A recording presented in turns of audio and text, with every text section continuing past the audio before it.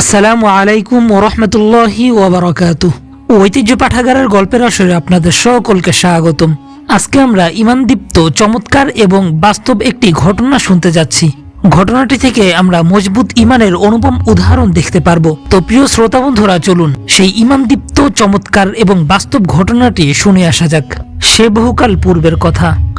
মুসলিম মুজাহিদ আর রোমিওদের মাঝে সর্বদাই যুদ্ধ লেগে থাকতো। সেসব যুদ্ধে মুসলমানগণ তাদের শৌর্যবীর্য ও ইমানি চেতনার চরম পরাকাষ্ঠা প্রদর্শন করতেন। তারা বুঝিয়ে দিতেন, আমাদের যুদ্ধ কেবল ন্যায়ের জন্য, ইসলামের জন্য, ইসলামের শান শওকত বৃদ্ধির জন্য, বীরত্ব প্রদর্শন কিংবা ব্যক্তিগত স্বার্থের জন্য নয়। একদা মুসলমানদের সাথে রোমিওদের তুমুল লড়াই শুরু হলো। উভয় পক্ষই বীর বিক্রমে যুদ্ধ করলো। যুদ্ধ শেষে দেখা গেল মুসলমানদের একই পরিবারের 3 ভাই রোমিওদের হাতে গ্রেফতার হয়েছেন। 3 ভাইয়ের প্রত্যেকেই ছিলেন বীর বাহাদুর, অত্যন্ত বিচক্ষণ ও প্রচন্ড শক্তির অধিকারী। প্রায় যুদ্ধেই তারা জয়লাভ করতেন। সুতরাং এদেরকে বন্দী হিসাবে পেয়ে রোমিওরা দারুণ খুশি, আনন্দে আটখানা। বন্দী 3 ভাইকে রোম সম্রাটের নিকট যখন উপস্থিত করা হলো, রোম সম্রাট তাদেরকে দেখে একটা অর্থপূর্ণ হাসি দিয়ে বলল, তোমরা এবার আমার হাতে বন্দী, মৃত্যুই তোমাদের একমাত্র শাস্তি। তবে তার আগে আমার প্রস্তাব হলো, যদি তোমরা খ্রিস্ট ধর্ম গ্রহণ করো তবে তোমরা যে নিঃশর্ত ক্ষমা পাবে তাই নয়, আমার অর্ধেক রাজত্বও পাবে। বাদশাহের এ লোভনীয় প্রস্তাব তারা অত্যন্ত ঘৃণা ভরে প্রত্যাখ্যান করলেন। বললেন, হে সম্রাট, তুমি মনে করেছো আমরা সম্পদের লোভে তোমার পাতা ফাঁদে পা দিব? মনে রেখো, তোমার এ আশা আশাই থেকে যাবে, কখনোই পূরণ হবে না। বন্দীদের মুখ থেকে এরূপ কথা শুনতে হবে, অহংকারী সম্রাট কখনোই তা ভাবতে পারেনি। সে অস্থির হয়ে কক্ষময় পায়চারি করতে করতে অস্ফুট স্বরে বলল, এত বড় সাহস, এত বেশি স্পর্ধা তোমাদের! তোমরা হয়তো জানো না যে কোন সিংহের খাঁচায় তোমরা বন্দী হয়েছ। বন্দীদের কথায় সম্রাটের রাগ চরমে ওঠে। তার চোখ দুটো জ্বলে ওঠে ক্রুদ্ধ সিংহের মতো, উষ্ণ হয়ে ওঠে ধমনীর রক্ত। অবশেষে সে দাঁত কর্মর করে অনুগত চাকরদের নির্মম নির্দেশ দিয়ে বলে, এসব খবিশদের উচিত শিক্ষার জন্য 3টি বিশাল ডেগে তৈল ভর্তি করে গরম করতে থাকো। চাকররা কাজে লেগে গেল। তারা বৃহৎ 3টি ডেগে তৈল ঢেলে একাধারে 3 দিন পর্যন্ত জাল দিল। ফলে তৈলগুলো উত্তপ্ত হয়ে টকবক করে ফুটতে লাগলো। বাদশাহ প্রতিদিন উত্তপ্ত সেই ড্যাগের কাছে মুজাহিদদেরকে ডেকে নিয়ে ভয় দেখিয়ে বলে, তোমরা খ্রিস্ট ধর্ম গ্রহণ করো, অন্যথায় এই তৈলে নিক্ষেপ করে নিষ্ঠুরভাবে তোমাদেরকে হত্যা করব। মুজাহিদরা এবারও দ্ব্যর্থহীন কণ্ঠে ঘোষণা করলেন, আপনি আমাদের কেবল অযথাই ভয় দেখাচ্ছেন। স্মরণ রাখেন, আর যাই হোক না কেন, কখনোই আমরা শান্তির ধর্ম ইসলাম ত্যাগ করে খ্রিস্ট ধর্ম গ্রহণ করব না। আমাদের ভয় দেখিয়ে কোনো লাভ হবে না। আমরা একমাত্র আল্লাহ ছাড়া অন্য কারো ভয়ে ভীত নই। চতুর্থ দিনে এই হৃদয়হীন সম্রাট বড় ও মেজ ভাইকে এই ফুটন্ত তৈলে নিক্ষেপ করলো। একটু দয়ামায়াও তার হলো না, বরং 2 মুজাহিদকে নির্মমভাবে শহীদ হতে দেখে তার ভয়ঙ্কর মুখে ফুটে ওঠে এক বিদঘুটে কুৎসিত হাসি। অতঃপর ছোট ভাইকে লক্ষ্য করে বলল, দেখলে তো তাদের করুণ পরিণতি, দেখলে তো কিভাবে তৈলে পড়ার সাথে সাথে তাদের গোশতগুলো হাড্ডি থেকে পৃথক হয়ে গেল। আমি জানি জীবনকে সবাই ভালোবাসে, সুতরাং জীবনের মায়া থাকলে এখনই আমার প্রস্তাব কবুল কর। বলো, আমি খ্রিস্ট ধর্ম ভালোবাসি। ছোট ভাই কিছু একটা বলতে যাচ্ছিলেন, এমন সময় এক বৃদ্ধ এগিয়ে এসে বললেন, বাদশাহ মহোদয়, আপনি একে আমার সুপুর্দ করে দিন। আমি 1 মাসের মধ্যে একে খ্রিস্টান বানিয়ে আপনার দরবারে হাজির করব। বাদশাহ আশ্চর্য হয়ে বলল, কিভাবে একে খ্রিস্টান বানাবে? বৃদ্ধ বলল, সে কৌশল আমার জানা আছে। আমার বিশ্বাস, আমার কৌশল অবশ্যই ফলপ্রসূ হবে। কৌশলটি হলো, মানুষ সাধারণত নারীর প্রতি দুর্বল থাকে, বিশেষ করে সে নারী যদি সুন্দরী রূপসী হয় তবে তো কোনো কথাই নেই। এর জন্য সে সবকিছু বিসর্জন দিতে প্রস্তুত হয়ে যায়। মহামান্য সম্রাট, আমার এক অপূর্ব সুন্দরী কন্যা আছে। সত্যি বলতে কি, এমন নিখুঁত সুন্দরী পৃথিবীতে বিরল। শুধু তাই নয়, তার কোকিল কণ্ঠী গলা ও দরদ ভরা সুর কঠিন হৃদয়ের মানুষকেও মোমের মতো গলিয়ে ফেলে। তাছাড়া তার বুদ্ধিমত্তা ও অপরকে কৌশলে ধর্মান্তর করার বিরল প্রতিভা তো আছেই। বাদশাহ ভাবলো, বুড়ো ঠিক কথাই বলেছে। তাই মুজাহিদকে সে বুড়োর নিকট সুপর্দ করলো।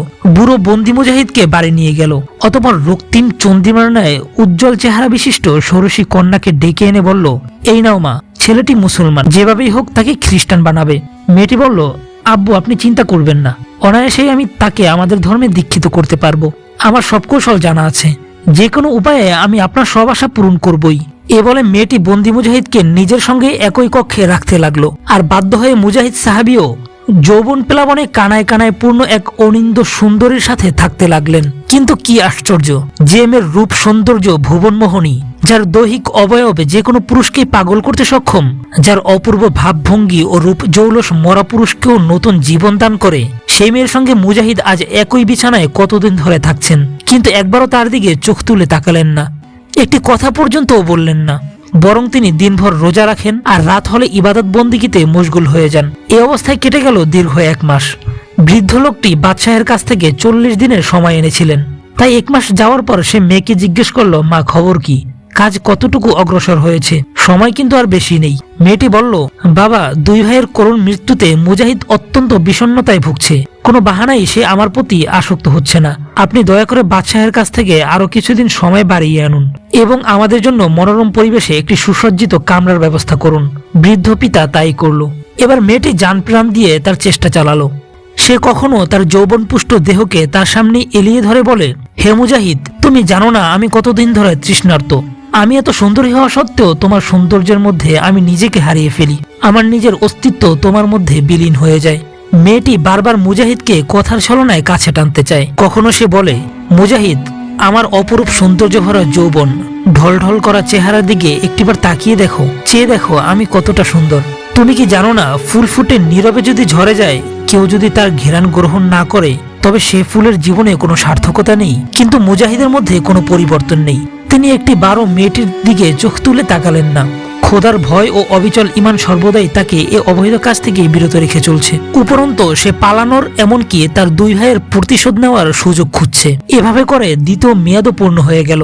মেয়েটির পক্ষে মুজাহিদকে ধর্মান্তর করা তো সম্ভব হলোই না, উপরন্ত তার অনুপম আদর্শে সে নিজেও মুগ্ধ হয়ে গেল। সে ভাবল, যে ধর্ম মানুষকে এতটা চরিত্রবান বানায়, যে ধর্মের লোকেরা ঈমানের মোকাবেলায় হাসি মুখে প্রাণ বিসর্জন দেয়, সেই ধর্ম থেকে বিমুখ থাকা চরম বোকামি বই কিছুই নয়। তাই সে একদিন রজনীর শেষ ভাগে এসে মুজাহিদকে লক্ষ্য করে বলল, হে মুসলিম যুবক, আপনার অনুপম চরিত্র ও ঈর্ষণীয় ঈমানী শক্তি দেখে আমি মুগ্ধ হয়েছি।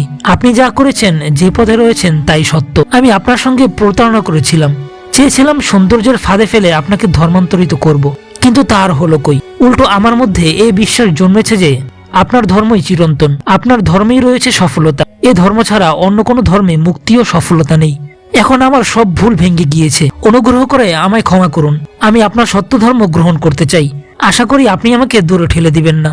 মেয়েটির কথা শুনে মুজাহিদ অত্যন্ত আনন্দিত হয়ে আল্লাহর শুকরিয়া আদায় করলেন। অতঃপর তৎক্ষণাৎ তাকে কালিমা পাঠ করিয়ে মুসলমান বানিয়ে নিলেন। এবার মুজাহিদ মেয়েটিকে লক্ষ্য করে বললেন, আমরা উভয়ে এখন মুসলমান। এখানে এক মুহূর্তের জন্য থাকাও আমাদের জন্য নিরাপদ নয়। মেয়েটি বলল, আপনি ঠিকই বলেছেন, চলুন আমরা ঘোড়ায় আরোহণ করে এখান থেকে পালিয়ে যাই। অতঃপর মেয়েটি ঘোড়ার ব্যবস্থা করলো। রাত গভীর হয় কেউ তার টের পেল না। এরপর তারা উভয়ে ঘোড়ায় চড়ে সে রাতেই অনেক পথ অতিক্রম করে নতুন এক এলাকায় গিয়ে হাজির হলো। এরপর থেকে রাতভর তারা পথ চলতো ও দিনের বেলায় আত্মগোপন করে থাকতো। এভাবেই চলতে লাগলো তাদের অগ্রযাত্রা। এক রাতে তারা দুর্গম পথে সামনে অগ্রসর হচ্ছিলেন। এমন সময় হঠাৎ 2 জন অশ্বারোহী তাদের সামনে এসে পড়ল। প্রথমে তারা ভয় পেয়ে গেল, কিন্তু পরক্ষণেই সেই ভয় আনন্দে পরিণত হলো। কেননা অশ্বারোহী 2 জন অন্য কেউ নন, তারই সেই শহীদ 2 ভাই। যুবকটি তখন বিস্ময়ভরা কণ্ঠে জিজ্ঞেস করলেন, ভাইগণ, আপনারা এখানে কোথেকে এলেন? আপনাদেরকে তো জালিম রোম সম্রাট আমার সামনে নির্মমভাবে শহীদ করে দিয়েছিলেন। তারা বললেন, ভাই, বাহ্যিক দৃষ্টিতে তুমি ঠিকই দেখেছ, কিন্তু আমাদেরকে যখন উত্তপ্ত তেলে নিক্ষেপ করা হয়, তখন আমরা আল্লাহ তাআলার অপরিসীম কুদরতে এক ডুব দিয়ে জান্নাতুল ফিরদাউসে চলে এলাম। আল্লাহ রাব্বুল আলামিন আজ আমাদের নির্দেশ দিয়েছেন তোমাদের বিবাহের আয়োজন করতে। এখন আমরা তোমাদের 2 জনকে বিবাহ সূত্রে আবদ্ধ করে দিব। তোমাদের বিবাহের অনুষ্ঠানকে সুন্দর, সার্থক ও সাফল্য মণ্ডিত করার লক্ষ্যেই আমাদেরকে আল্লাহ পাক জান্নাত থেকে এখানে পাঠিয়েছেন। আমরা তোমাদের বিবাহের কাজ সম্পন্ন করে আবার আপন স্থানে চলে যাব। শহীদদের উপস্থিতিতে সেই তরুণীর সঙ্গে যুবকের বিবাহ সম্পন্ন হলো। বিবাহের পর শহীদগণ উভয়ের সুখময় জীবন কামনা করে চলে গেলেন, আর যুবক মুজাহিদ নববধূকে নিয়ে দীর্ঘ পথ অতিক্রম করে নিজ বাড়িতে চলে এলেন। আল্লাহ পাক রব্বুল আলামিন আমাদেরকে এরূপ অবিচল ঈমান ও উন্নত চরিত্র নসিব করুন, আমিন। আজকের গল্পের আসর এখানেই সমাপ্ত। কথা হবে, গল্প হবে অন্য কোনো গল্পের আসরে। ততক্ষণে ভালো থাকুন, সুস্থ থাকুন। আল্লাহ হাফেজ। আসসালামু আলাইকুম ওয়া রাহমাতুল্লাহি ওয়া বারাকাতুহু।